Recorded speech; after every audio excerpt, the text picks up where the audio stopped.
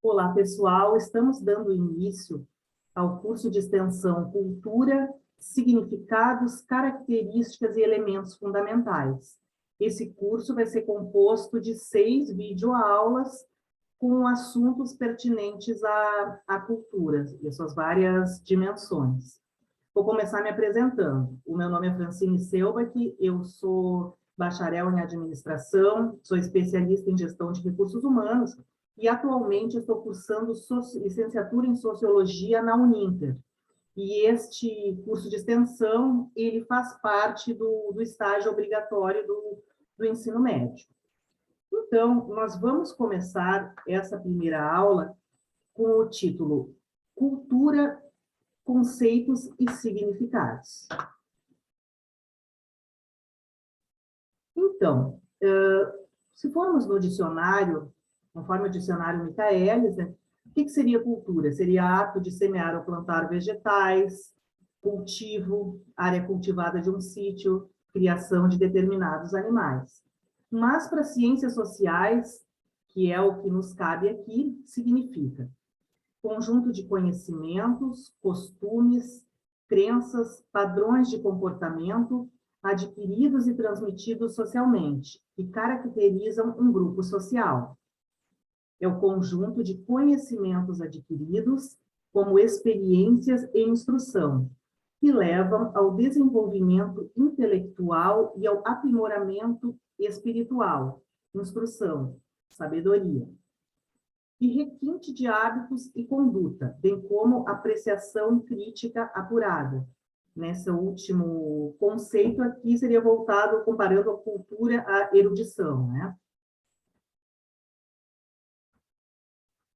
Consultando o outro dicionário, Caldas Aulete, também temos significados bem similares, né? Seria ação, o processo, o resultado de cultivar a terra ou certa planta, conjunto de atividades voltadas para a criação de plantas e animais, mas, conforme já no outro dicionário, no Michaelis, tínhamos visto, né, o que nos importa neste curso, né, é o significado para ciências sociais, que seria a soma das informações e conhecimentos de uma pessoa ou de um grupo social. Tem até algum exemplo aqui, né? Aquela gente lia muito, tinha cultura, né?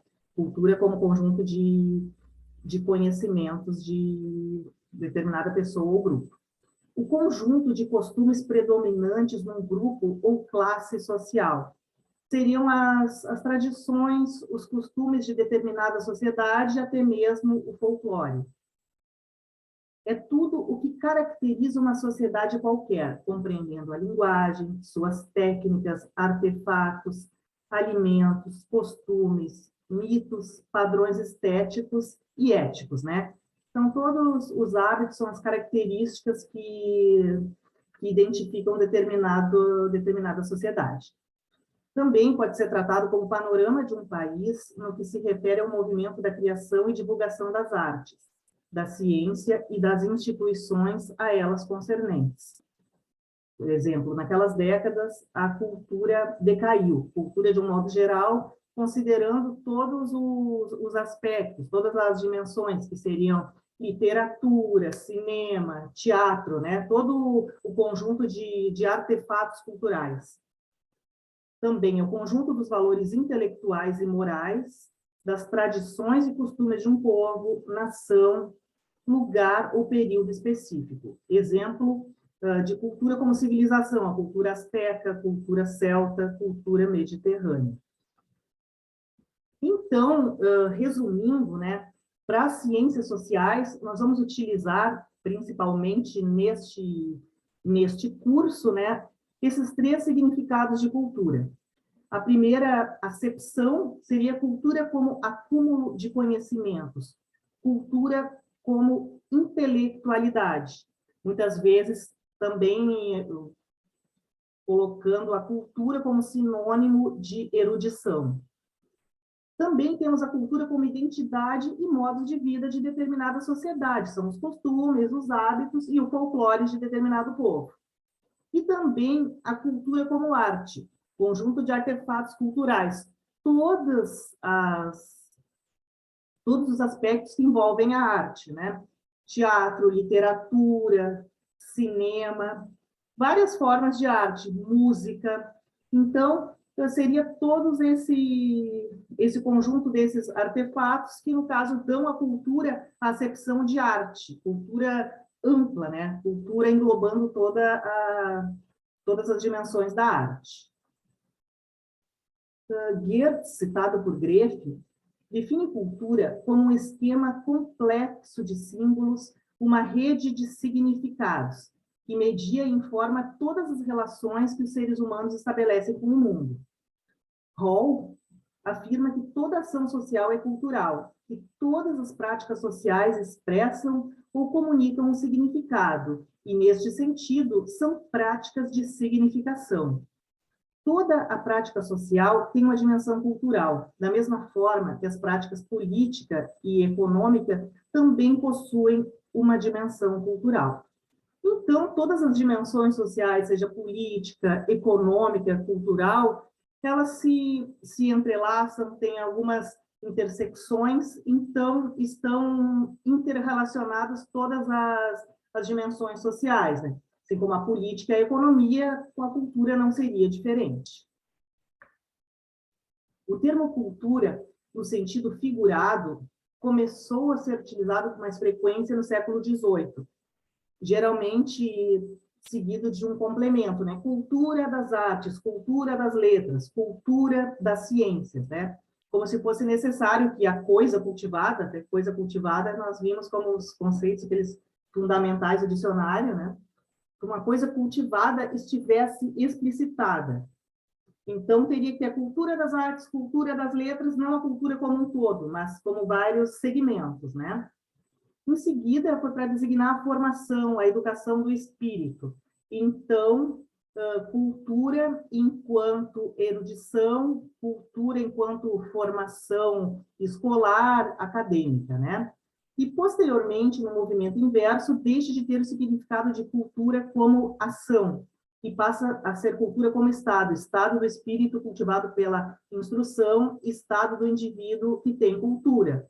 Mas, vejam bem, ainda no século XVIII não se utilizava a cultura no sentido de costumes de um povo, no sentido de folclore. Para Greff, a cultura se apresenta como uma espécie de lente, através da qual cada ser humano interpreta a si mesmo e aos outros.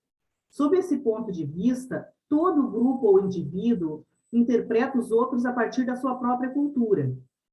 Sob essa ideia de lente, que as discussões sobre relativismo e etnocentrismo se constroem e organizam uma nova maneira de abordar as diferenças entre grupos sociais. Então, essa lente que o autor se refere, né, seria a questão do etnocentrismo. O que caracteriza o etnocentrismo? É nós vermos a cultura do outro, a cultura diferente da nossa, como estranha, porque a gente parte do princípio que a nossa é correta e a nossa é o padrão, e a gente parte para uma comparação da cultura do outro. Então, o etnocentrismo, ele é um passo para o preconceito, para a discriminação, para nós nos acharmos superiores, acharmos que a nossa cultura é melhor do que a do outro, mas não tem cultura melhor ou cultura pior, são apenas culturas diferentes, né? E nós até, numa das nossas aulas, nós vamos abordar especificamente a questão do relativismo e do etnocentrismo. Que o relativismo ele viria como um antídoto contra um remédio contra o etnocentrismo, que seria a questão de aceitar a cultura do outro, respeitar e ter o entendimento de que as culturas são diferentes, não tem uma melhor e nenhuma pior. Então, agora nós vamos falar das dimensões da cultura. A diversidade das culturas. As culturas são diferentes, mas todas têm a mesma importância.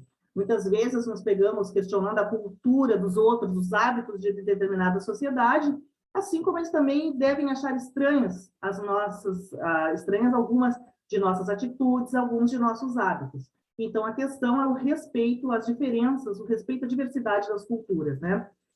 Diferença entre as culturas, integração, ruptura e divergências. motivos de muitas guerras ao longo da história da humanidade é justamente pela não aceitação, pelo desrespeito, por considerar a cultura do outro como inferior e não aceitar que as culturas são diferentes, cada uma tem a sua devida importância. A cultura também, uma das dimensões é a identidade. Seria nós reconhecermos características comuns e similares entre nós e os outros componentes daquele mesmo grupo social. Isso, consequentemente, vai nos dar uma sensação de pertencimento, de fazer parte de um determinado grupo. A partir do momento que nós nos identificamos, nós vemos que nós temos características, hábitos comuns, costumes comuns com as outras pessoas no grupo que a gente está vivendo, nós nos sentimos parte, nos sentimos pertencentes a este grupo.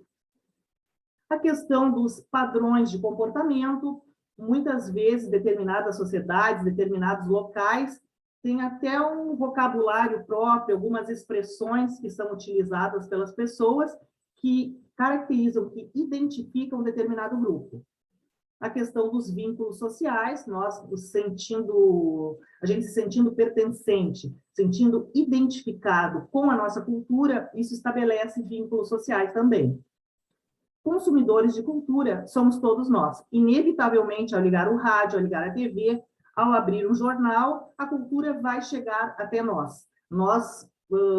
A gente procurando ou não, nós podemos fazer escolhas daquilo que nós vamos consumir de cultura. Mas, independente de nós procurarmos, a não ser que a pessoa viva num local que não tenha nenhum meio de comunicação, que ela não interaja com ninguém, isso quase não acontece, a pessoa é, inevitavelmente, uma consumidora de cultura. A cultura como hierarquia e dominação. A questão das relações de poder. Então, de certa forma, podemos relacionar com a questão do etnocentrismo, a minha cultura é melhor que a cultura do outro. Então, eu quero escravizar, eu vou dominar determinada cultura porque a minha é melhor. E também a questão das relações de poder, muitas vezes a mídia, os meios de comunicação, eles nos colocam determinados tipos de música, determinados tipos de entretenimento, de cinema, de teatro, como aquilo que o grupo dominante quer repassar para todo mundo. Algumas vezes a gente absorve, às vezes não. A gente sempre é influenciado pelo externo, mas é importante nós sabermos se nós estamos escolhendo aquilo que a gente quer consumir de cultura, o que nós gostamos, que música a gente gosta de escutar, que filme que a gente gosta de ver, que tipo de literatura, que seja uma escolha consciente, não apenas aceitar aquilo que já está dado. Também a cultura como um instrumento de inclusão.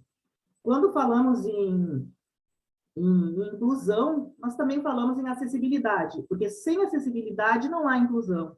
Então, nos pontos de cultura que tenha assentos reservados para pessoas com deficiência física, uma porta mais larga, uma rampa para um cadeirante, que tenha audiodescrição nos filmes, nos teatros, que tenha o intérprete de Libras, a língua brasileira de sinais, né? Então, para propiciar para todas as pessoas, independente da condição física que se encontra, seja algo transitório ou algo permanente, como eu falei, a questão de um cadeirante, pode ser uma pessoa que, por alguma doença, em determinado momento, esteja com dificuldades de locomoção, esteja numa cadeira de rodas, esteja numa muleta, ou também as pessoas idosas. Então, é a cultura para todos, né? Também é importante falarmos da democratização da cultura. Estaria a cultura disponível para todas as classes sociais e os pontos de cultura que eles sejam também, que eles vão para os locais mais periféricos, não fiquem apenas centralizados, né, de uma forma que fique elitizada os pontos de cultura. Agora, comparando a cultura popular e a cultura erudita. A separação entre cultura popular e erudita, com atribuição de maior valor à cultura erudita, né, está relacionada à divisão da sociedade em classes. É o resultado da manifestação das diferenças sociais.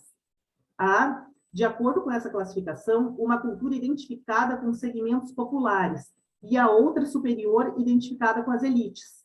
A cultura erudita abrangeria expressões artísticas como a música clássica de padrão europeu, as artes plásticas, né, escultura e pintura, o teatro e a literatura de cunho universal. Então, se atribui, ainda dentro de uma própria, da cultura de determinada sociedade, ainda se divide entre cultura popular e a cultura erudita, sendo a cultura popular rechaçada, muitas vezes estereotipada, também algumas pessoas falam que é o mau gosto, que não é que seria uma cultura inferior à cultura erudita, o que não é verdade. Cada povo, de acordo com as suas características, e mesmo dentro de uma determinada sociedade com uma cultura, há essas diferenças. Então, muitas vezes, as pessoas com mais baixa renda, com menos oportunidades de estudo, com menos oportunidades de acesso aos bens culturais, elas acabam consumindo aquilo que já vem pronto, aquilo que já vem dado, que muitas vezes a mídia acaba nos induzindo a gostar, entre aspas, né, de determinada coisa, enquanto a cultura erudita seria para as pessoas mais intelectuais, mais refinadas e que teriam aquele gosto. Mas isso não é verdade. Cada cultura e cada subcultura, podemos dizer assim, dentro de determinada sociedade, tem o seu valor, a sua importância e tem que ser respeitada na sua diversidade.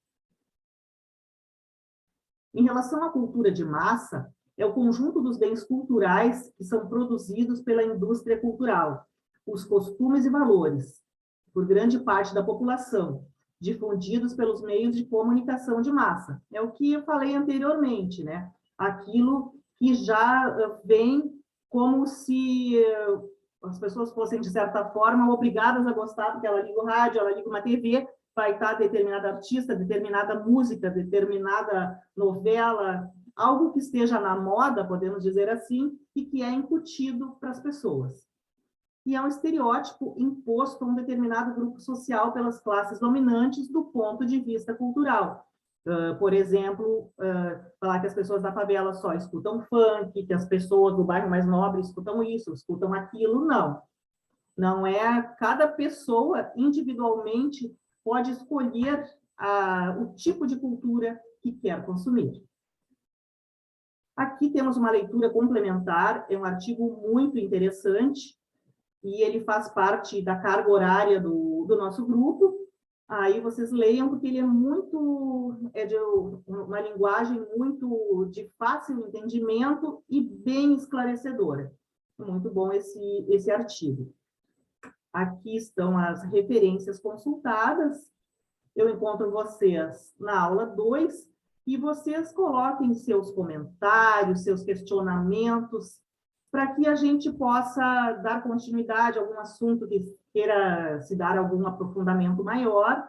Fico à disposição. Até mais.